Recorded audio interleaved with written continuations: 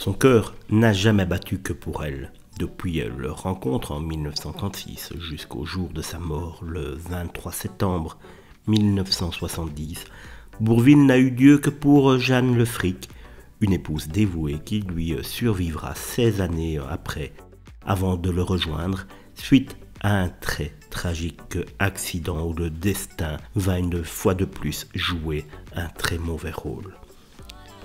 Il y a 50 ans, un petit peu plus, le 23 septembre 1970, Bourvil nous quittait.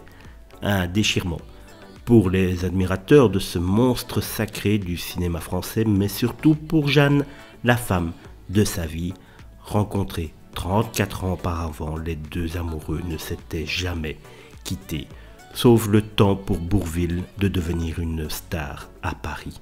Chaque personne aimant le cinéma français ne peut qu'aimer Bourvil.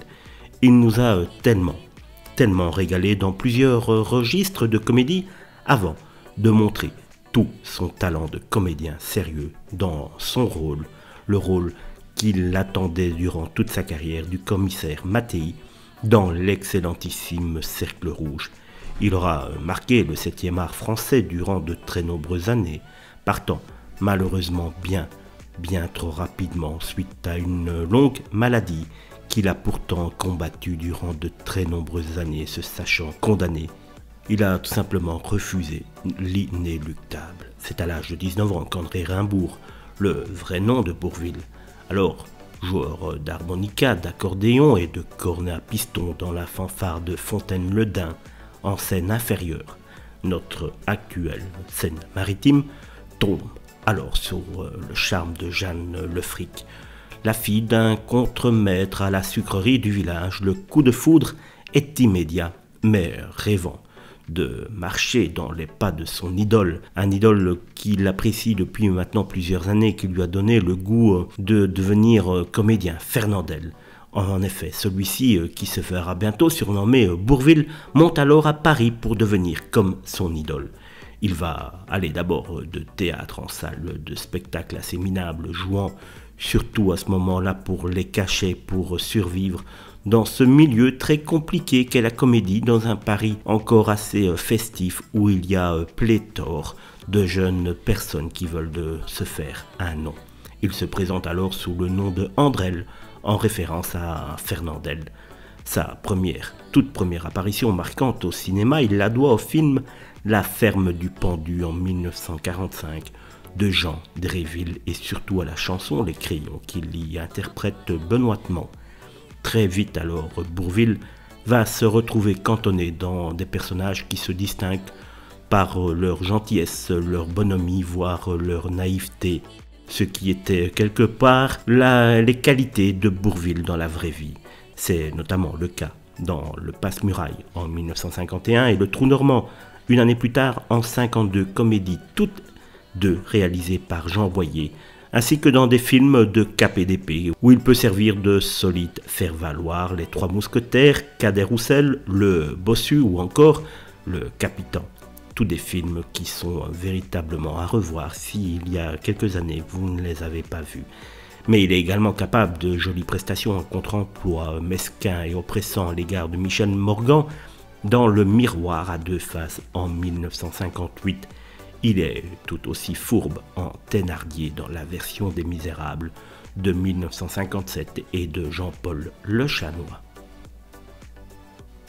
S'il n'oublie pas celle qui fait battre son cœur depuis maintenant plusieurs années, ça, Jeanne, l'artiste, refuse cependant de lui infliger son mode de vie, alors on ne peut plus rudimentaire. En effet, comme je vous l'ai dit, il va de cachet en cachet.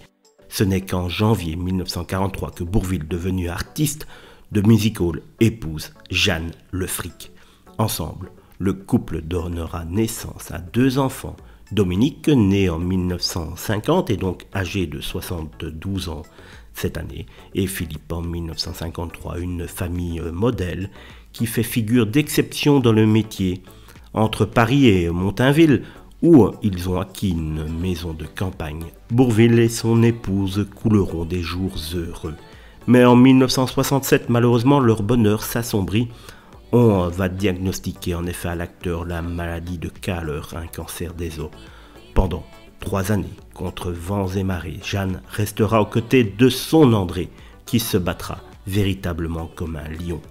Malheureusement, la maladie aura raison de sa détermination et le 23 septembre 1970, la légende rendra son dernier souffle. C'est à la fin du tournage des Cracks en 1968 que Bourvil apprend qu'il est atteint d'une forme de cancer hématologique, la maladie de Kaller. Donc, comme je viens de vous en parler, la dernière année de sa vie, il délivrera l'une de ses plus belles performances, celle du commissaire Mattei dans Le Cercle Rouge.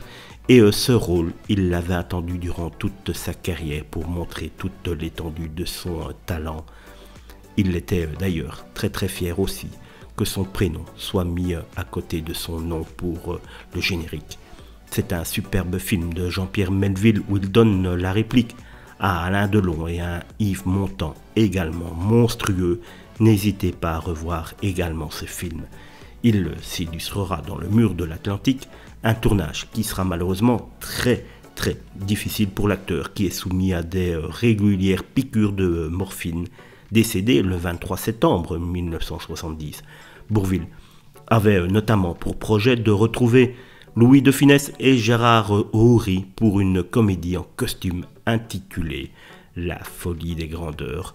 Ça aurait dû être le 3e film des trios magiques. Malheureusement, plus les mois passaient, plus Gérard Houry savait très bien que Bourvil ne pourrait jamais jouer dans ce film. Son état de santé était de plus en plus faible, les deux personnes faisant semblant durant de très nombreuses semaines de ne pas s'en rendre compte, voulant trouver en ce projet un échappatoire face à cette mort qui était devenue inéluctable.